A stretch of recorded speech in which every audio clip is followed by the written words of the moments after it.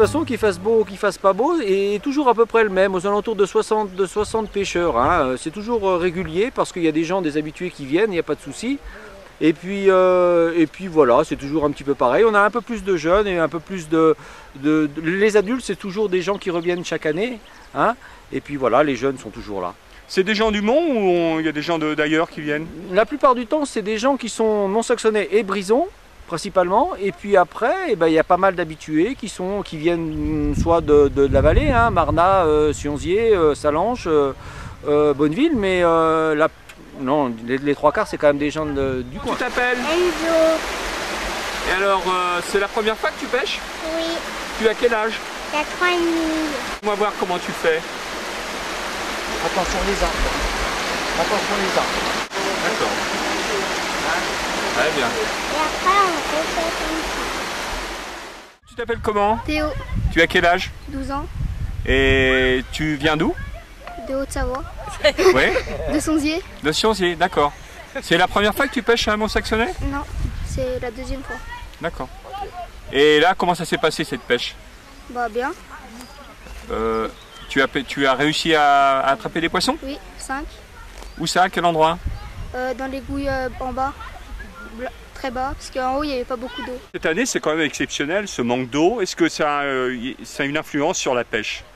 C'est sûr que ça a une influence sur la pêche. D'ailleurs, on a hésité jusqu'à la dernière minute pour savoir si on allait faire ce concours cette année, vu le manque d'eau.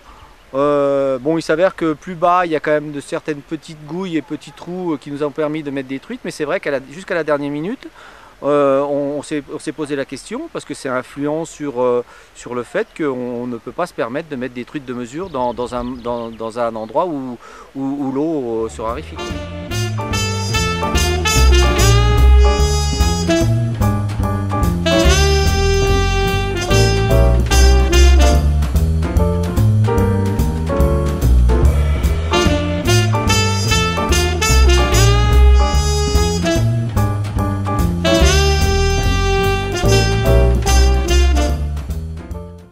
Il y en a un autre qui m'a pris, il me fait, tu vois Norbert, si ça te fait rien, tu fais le tour du lac avec moi pour contrôler les pêcheurs, voir qu'ils ont leur carte. Bon.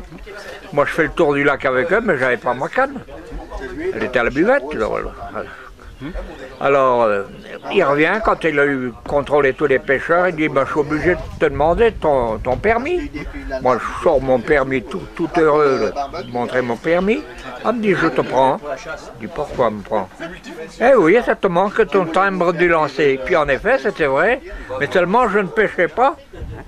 Puis moi j'ai pas pensé à ça.